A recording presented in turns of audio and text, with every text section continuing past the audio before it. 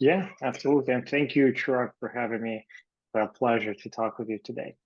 So let me tell you a little bit about myself. So currently, I'm the CEO and founder of a company called Intelogos. Intelligence is an AI perform employee well-being and performance management AI product. This is my third company. So my first company I founded in 2011. It was called Malyshev. It basically built educational apps to help students in universities in the United States to study for law school exams, business schools exams, all sort of stuff. So that company went on for a couple of years and actually built one of the top LSAT apps, actually number one paid LSAT app, for over a year. Then this company, first company, merged into second company, which was a software development agency called MassApps. So MassApps was founded in 2013, and it went on for almost a decade. So I've been the CEO and founder of that company for almost a decade till it got acquired in 2022. And once I left MassApps, there was a short transition period, and then I've started Intelogos. And now I'm here, and Intelogos looks to really solve one of the biggest problems that I think I or most other managers have. And I think we can all agree that most companies, they're only as good as the people that work there, right? But understanding how your team is performing, understanding their well-being, and helping them improve both the performance and their personal well-being is immensely hard. There are multiple solutions that try to do it. The most common is just to send a bunch of million questions to your employee and hope that they will answer those questionnaires. But I know I dislike them. I know that every other single person that I've ever worked with or ever spoke with, there's nobody that actually likes. It's built on fake data because nobody really wants to do those questions. So Intelligence aims to automatically collect people analytics so that everybody understands how their team works or how they themselves work, and then use AI to actually interpret that data. So it basically solves two problems. Number one, getting objective information about yourself and your team.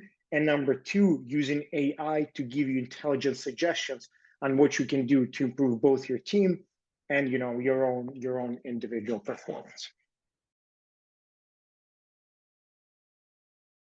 Yeah, so we just launched last week. So we're talking with you as we're getting our first beta users.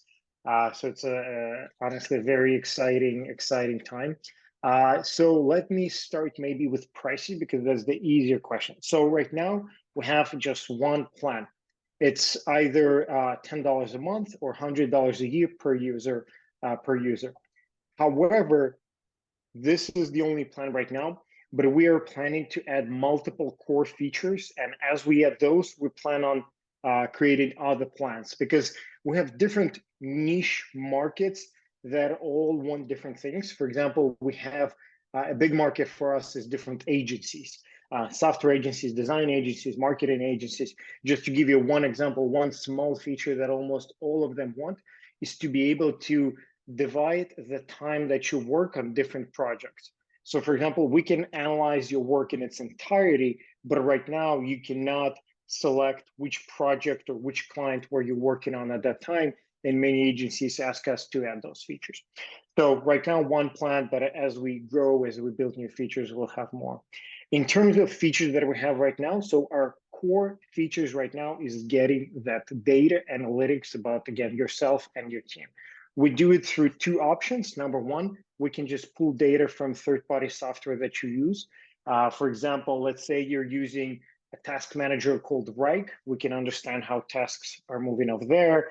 Maybe you're using Trello, maybe you're using some other task managers, or maybe you're even, let's say, we can help understand the sort of the level of teamwork within your team by looking at who are you interacting with throughout your work, be it on Microsoft Teams, Slack, stuff like that. So one data source is third-party tools. So we just aggregate data from there. Another data source is just our own desktop application.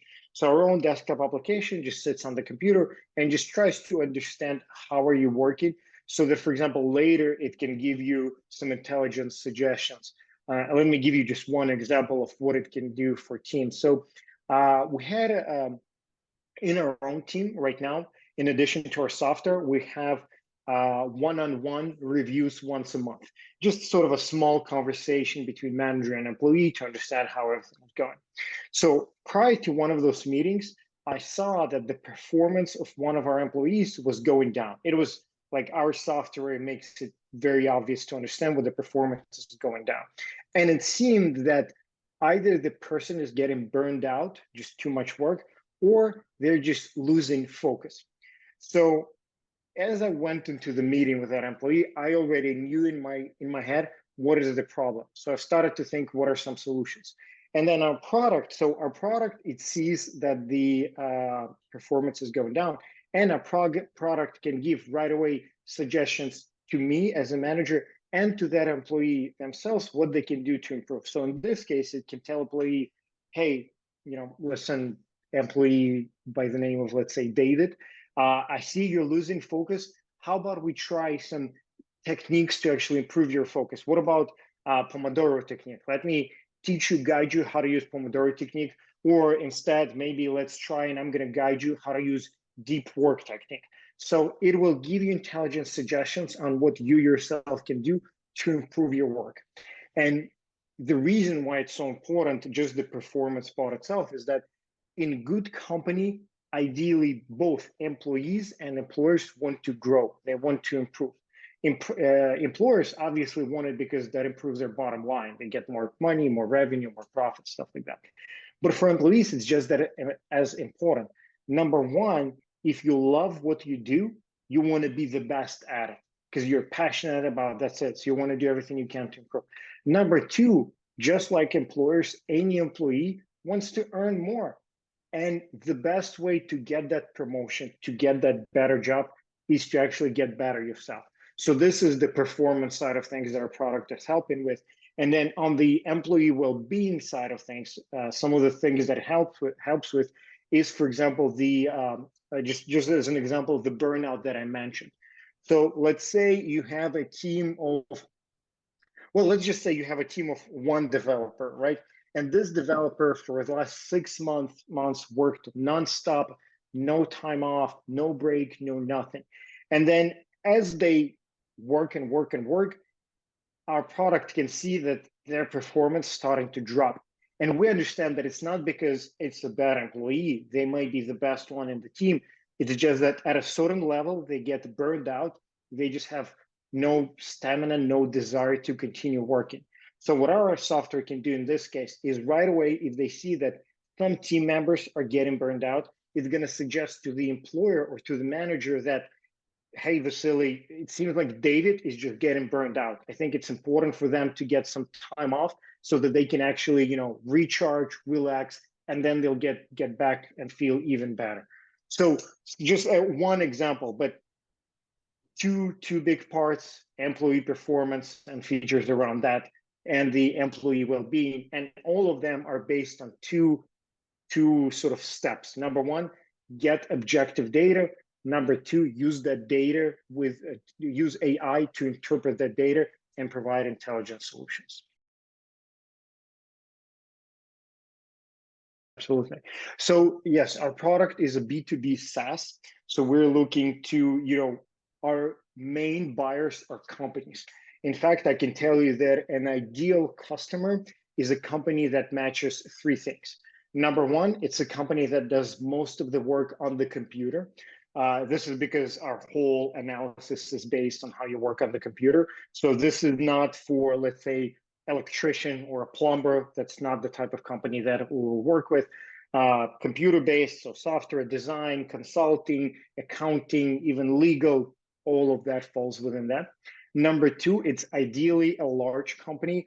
The more people, the better. We think that it's sort of the sweet spot is 50 people and above. But again, the more, the better. And the logic here is that when you have a small startup, let's say you have 3-4 people, honestly, the performance of your team, you worry about it, but you deal with it by talking. Your main concern when you're a small company is getting another client. It's not making sure that everybody's happy and stuff like that.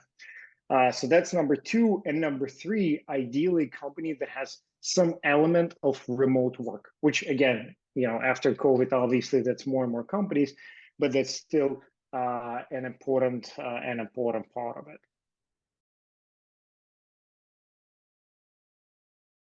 So I'd say what I see in the AI industry is that a lot of people jump into it thinking that AI solves everything. It's just like you have a problem, just put AI there, and that's it, there is a solution. And I think what a lot of people are missing is that AI is, to me personally, it's not so much something that comes up with absolutely a new solution. It's something that can come up with a solution faster. And what I mean by that is that, for example, you can have AI summarize a news article, but as of right now, AI cannot generate actual news. And the reason for that is because it lacks data source, meaning that once our entire Earth will be, with little cameras that look at everything, then AI can. But I think what a lot of people are missing is making sure that it's not just AI logic is good, that they have a good data source that will, first of all, help teach AI your models. You need a lot of data for that.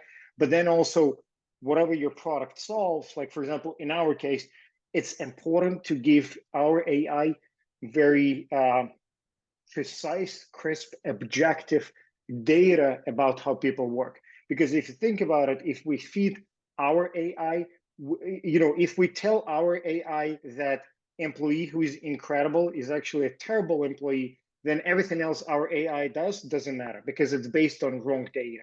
And this is actually what I think a lot of other startups and companies in HR tech do mistakenly, because they try to use AI to analyze answers of people on their questionnaires, and that on its own is usually just random or mistaken or fake data. So I'd say just focus not just on the later part of AI, which is it looking into information and analyzing. Make sure you feed it the correct information as well.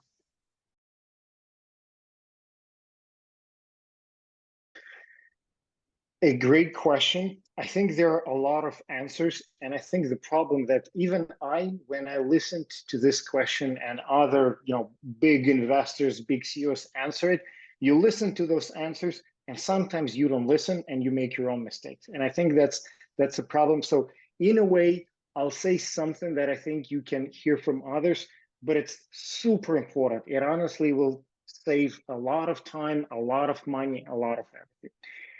And my advice is the following: before you build any product at all, first build a landing page. On that landing page, announce that your product is coming out soon. Create a waiting list so that people can leave their emails and sign up. Once you create this landing page, imagine you have the product and start selling, start marketing that product so that people can go to your website, they can visit it, they can enter their email. This will right away tell you if there is interest in your product. Not only if there is interest in your product, it will give you contacts of people who will actually help you build the product. Because the best feedback, the best information I got was from talking to people who are already using our product or people who would use it, because those are your clients. So you want to listen to them. So what I would suggest, build this landing page, build the email sign up, get those emails. Once you start getting those emails, reach out to those people, ask them to schedule a call with you. Once you're on the call with them, learn as much as possible. Ask them, what problems do they have? How are they solving those problems right now? And based on that, they will tell you what features you need in your product. And this helps immensely with AI because obviously AI is on the rise there. I don't know, there's probably a million startups in the AI world right now. So you guys have a lot on your website. So obviously there are a lot of companies. And making sure that you're actually solving a problem that people need, I think is of utmost importance. Before you build it, try to realize that, try to talk to those people. And I think this helps immensely. This helps us now, even though we already have the product, but talking to those users, definitely the best thing ever, because they will tell you what they need, and you need to know what they need, because at the end you're selling to those people.